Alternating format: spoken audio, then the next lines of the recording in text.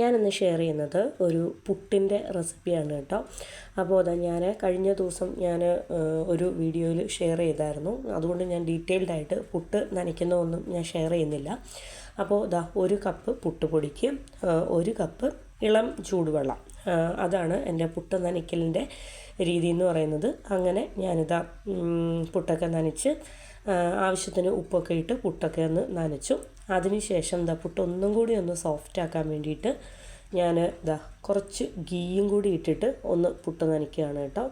അപ്പോൾ ഇന്ന് നമ്മളൊരു വെറൈറ്റി പുട്ടിൻ്റെ റെസിപ്പിയുമായിട്ടാണ് വന്നിരിക്കുന്നത്. അപ്പോൾ ആ പുട്ടിന് കുറച്ച് ഒരു ഫില്ലിംഗ് ഉണ്ടാക്കണം. അപ്പോൾ അതിന് വേണ്ടിയിട്ട് ഞാൻ വേണ്ട സാധനങ്ങളെല്ലാം എടുത്ത് സൈഡിൽ വെച്ചിട്ടുണ്ട്. ഏത്തപ്പഴം, ഒരു പഴുത്ത ഏത്തപ്പഴം, കുറച്ച് കാഷ്യൂനട്ട്, പിന്നെ തേങ്ങ, ഗീ എല്ലാം എടുത്ത് വെച്ചിട്ടുണ്ട്. ഇത്ര ഐറ്റംസ് മതി. കാരണം നമ്മൾ ഏലക്കയൊന്നും ഇടുന്നില്ല. കാര്യം എന്താ വെച്ചാൽ പുട്ടിൻ്റെ ഉള്ളിലായതുകൊണ്ട് ഏലക്കയൊക്കെ കടിക്കുന്നത് നമുക്കൊരു ബുദ്ധിമുട്ടായിട്ട് ഫീൽ ചെയ്യും. അതുകൊണ്ട് ഏലക്കയൊന്നും ഇടുന്നില്ല. അപ്പോൾ ഏറ്റവും ആദ്യം ഞാൻ ഏത്തപ്പഴം ചെറിയ ചെറിയ പീസായിട്ട് ഒന്ന് നുറുക്കി വെച്ചിട്ടുണ്ട്. അപ്പോൾ ഞാൻ ശരിക്കും പറഞ്ഞാൽ ഇന്ന് ഞാൻ ഉണ്ടാക്കുന്ന എൻ്റെ പുട്ടിൻ്റെ പേരെന്ന് പറയുന്നത് പഴം നുറുക്ക് പുട്ടെന്നൊക്കെയാണ്. അപ്പോൾ ഏത്തപ്പഴം വെച്ചിട്ടാണ് ഞാൻ ഈ ഒരു പുട്ട് റെഡിയാക്കുന്നത്. അപ്പോൾ പാൻ ഒന്ന് ചൂടായപ്പോഴത്തേനും അതിലേക്ക് ഞാൻ 1 ടീസ്പൂൺ ഗീ ആണ് ആഡ് ചെയ്തത്. 1 ടീസ്പൂൺ ഗീ ആഡ് ചെയ്തു. പിന്നെ അതിലേക്ക് ഒരു ഏത്തപ്പഴം ചെറുതായിട്ട് ഞുറുക്കി വെച്ചത് അതിലേക്ക് ഇട്ട് കൊടുത്തു.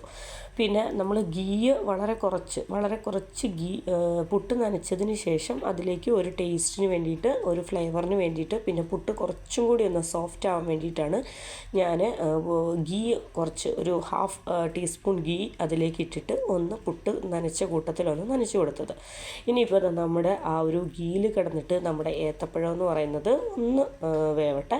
അവിടെ ഇവിടേക്ക് ഒരു ലൈറ്റ് ബ്രൗൺ ഷെയ്ഡ് വരുമ്പോഴത്തേനും നമുക്ക് മാറ്റാം. ഒരുപാട് മുറുകുവോ ഒരുപാട് ഡ്രൈ ആവുമോ ഒന്നും വേണ്ട. അപ്പോൾ അതിന് ശേഷം നമ്മൾ ചെറുതായിട്ട് ക്രഷ് ചെയ്ത് വെച്ചാൽ നമ്മുടെ പ്ലെയിൻ കാഷ്യൂനട്ട് ഉണ്ട്, അതും കൂടി ഇതിലേക്ക് ഇട്ട് കൊടുക്കുകയാണ്.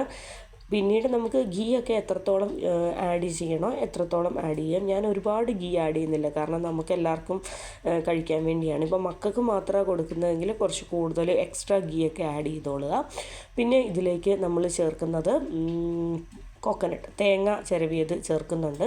പിന്നെ ഇഷ്ടമുള്ളവർക്ക് ഇതിൽ പഞ്ചസാര ആഡ് ചെയ്യാം, അല്ലെങ്കിൽ ശർക്കര ആഡ് ചെയ്യാം. അതൊക്കെ ഓരോരുത്തരുടെ ഇഷ്ടമാണ്. ഞാൻ പഞ്ചസാരയും ശർക്കരയും ആഡ് ചെയ്യുന്നില്ല.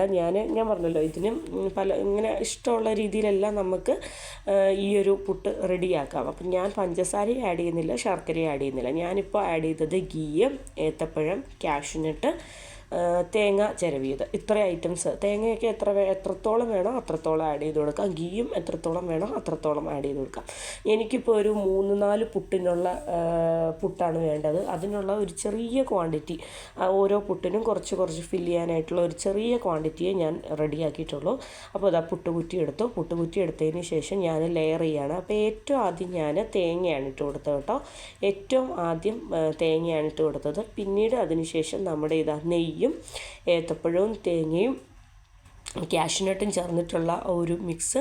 ഇതിലേക്ക് നിങ്ങളുടെ കയ്യിൽ ഏതൊക്കെ നട്ട്സ് ഉണ്ടോ ഉള്ള നട്ട്സ് എല്ലാം ക്രഷ് ചെയ്ത് ചേർക്കാം. ഇപ്പോൾ പിസ്ത ആണെങ്കിലും ബദാം ആണെങ്കിലും അതുപോലെ തന്നെ ആൽമണ്ട് എന്ത് വേണമെങ്കിലും ഏതൊക്കെ നട്ട്സ് നിങ്ങളുടെ കയ്യിലുണ്ടോ അതൊക്കെ ക്രഷ് ചെയ്ത് ഇതിലേക്ക് ആഡ് ചെയ്യാം കേട്ടോ. പിന്നെ ഞാൻ അതിന് ശേഷം നമ്മുടെ പഴത്തിൻ്റെ മിക്സ് ഇട്ടതിന് ശേഷം ഞാൻ നെയ്യും കൂടെ ചേർത്തിട്ട് നനച്ച് വെച്ച പുട്ട് ഇട്ട് കൊടുക്കുകയാണ് കേട്ടോ.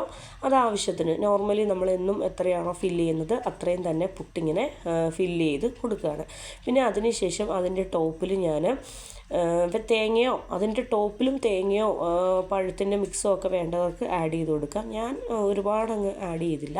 ഞാൻ ആദ്യം തേങ്ങ ആഡ് ചെയ്തു, പിന്നെ പഴത്തിൻ്റെ മിക്സ്, ബാക്കി ഫുള്ള് കംപ്ലീറ്റ് അങ്ങ് പുട്ട് നനച്ച പുട്ടുപൊടിയുമാണ് ചേർത്തത്. അപ്പോൾ എൻ്റെ പഴം ഞുറുക്ക് പുട്ട് റെഡി ആയിട്ടുണ്ട്.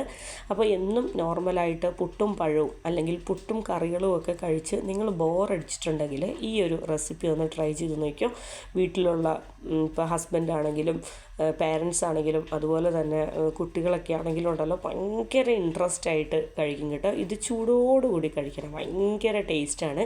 ഞാൻ പിന്നെ അതിൻ്റെ സൈഡിൽ കുറച്ച് നമ്മുടെ ആ ഒരു ഗീയും ഏത്തപ്പഴവും തേങ്ങയും കാഷ്യൂവും ചേർന്നിട്ടുള്ള ആ ഒരു മിക്സും കൂടി വെച്ച് കൊടുക്കുകയാണ്.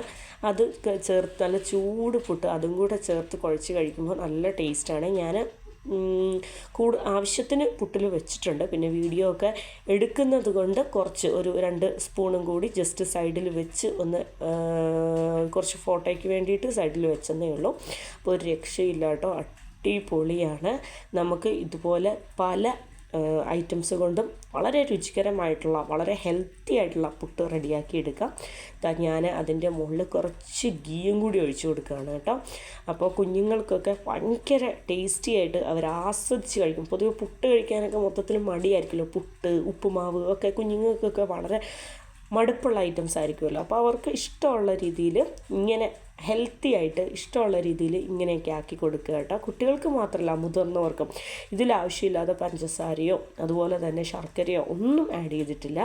ഇതും നമുക്കതിൻ്റെ ആവശ്യമില്ല. കാര്യം എന്ന് വെച്ചാൽ ആ ഒരു ഗീയുടെ ഫ്ലേവറോട് കൂടിയിട്ട് ടേസ്റ്റോട് കൂടിയിട്ട് ഏത്തപ്പഴത്തിൻ്റെ സ്വീറ്റ്നെസ് അത്യാവശ്യം നന്നായിട്ടുണ്ട്.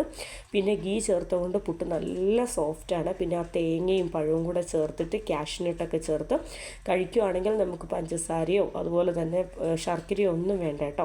അപ്പോൾ ഈ ഒരു ടേസ്റ്റി ഹെൽത്തി ആയിട്ടുള്ള എൻ്റെ പഴം ഞുറുക്ക് പുട്ടിൻ്റെ റെസിപ്പി നിങ്ങൾക്ക് എല്ലാവർക്കും ഇഷ്ടപ്പെട്ടെന്ന് വിചാരിക്കുന്നു.